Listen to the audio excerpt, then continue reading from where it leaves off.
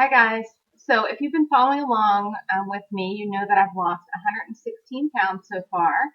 And I just wanted to share three quick tips that have helped me lose weight and have success on the scale.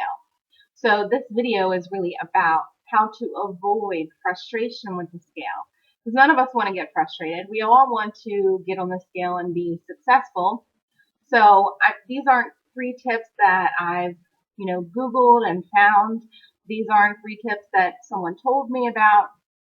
These are tips that I live by and that I use in my own life. And I know that they work because I use them and they work for me. So I'm just going to go ahead and get started. Tip number one. You've probably heard me say this before, but I have to say it again. Track everything. So say you're out at a carnival or fair or something like that, wherever you are, and your friend or your husband or whoever says, oh, these fries are so delicious, you have to try one. How often are we at the carnival? So fine, have one fry. So then, say you're walking along and, they get ice cream. And they're like, oh my gosh, this kiwi flavor, you have to try it. Oh my God, you have to try it. So you're like, okay, I'll just try a bite. Just a bite. I'm not going to get one for myself. So you have a bite of that. So you could have taken in already 6 points or however many points by the time you're done with this carnival that you're not logging. So my rule, this isn't in any rule book that as far as I know, but this is what I do. If I take a bite of something, I count it as 1 point. So if I have one fry, I count it as 1 point. Could it be more than a point? Could it be less than a point? Sure. But I have to track it as something. So I'm going to count it as 1 point. Now I'm only talking about one bite, something that fits in your mouth, you swallow it, and it's done. That's one bite. So count it. Count it as 1 point. You don't have to get crazy and count it as 3 or anything like that. Count it as 1 point and be done with it. But count it. So then if say a friend, you bump into a friend and she says, oh, let's go have lunch. You're like, oh, I'm not prepared for this. This is a new restaurant to me. I don't know what I'm going to eat here. So try to pick the most reasonable thing.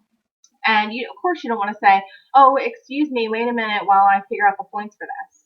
So unless you're really cool with that friend and that's how you guys roll, but what you're going to do then is take a picture of it. Almost everybody that I know has a cell phone now. Take a picture of it, look it up later, and log it. Even if it goes into your 49-point allowance, you will have tracked it. Get used to always tracking everything that goes into your mouth. Tip number 2. So if you're on Weight Watchers, and this is about Weight Watchers, or, you can also follow these tips for calories, because with calories, you're going to track as well. And so what you're going to do for tip number 2 is don't plan a dinner. Say your weigh-in's Friday. Don't plan and have a big steak dinner or whatever it is and use 35 of your 49-point allowance the night before your weigh-in. Now, this is applying to the night before your weigh-in. Not during the week, that's fine. Use your points if you need to, but try to avoid doing that because you might see a gain on the scale or you might stay the same. So that's one big thing for me that I said, I followed the program and I had my 30 of my points, but they're allowed, so why didn't I lose weight?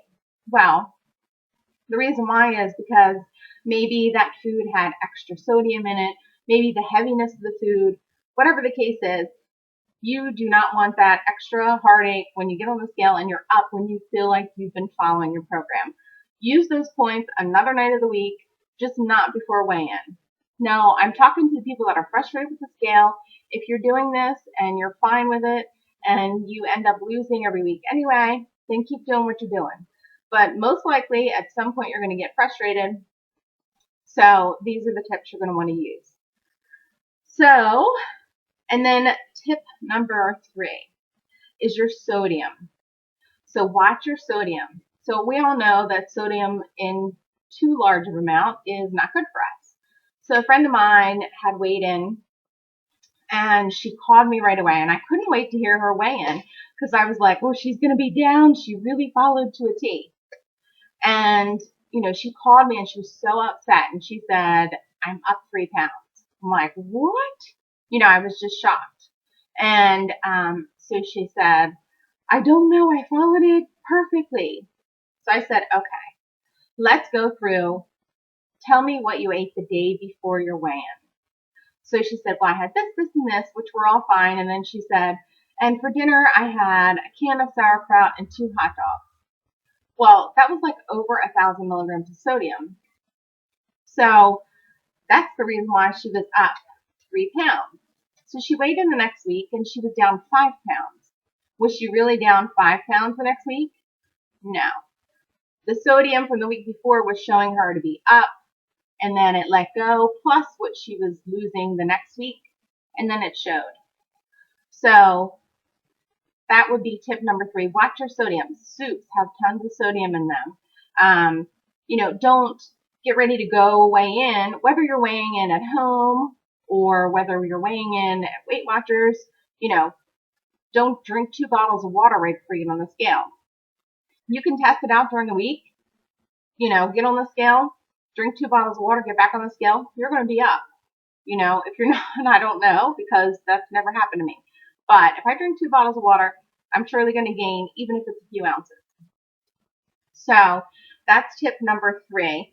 And another tip with the scale is when you weigh yourself, if you go somewhere, if you are, in some kind of program, Weight Watchers or whatever, when you go there, you get on the scale once and weigh.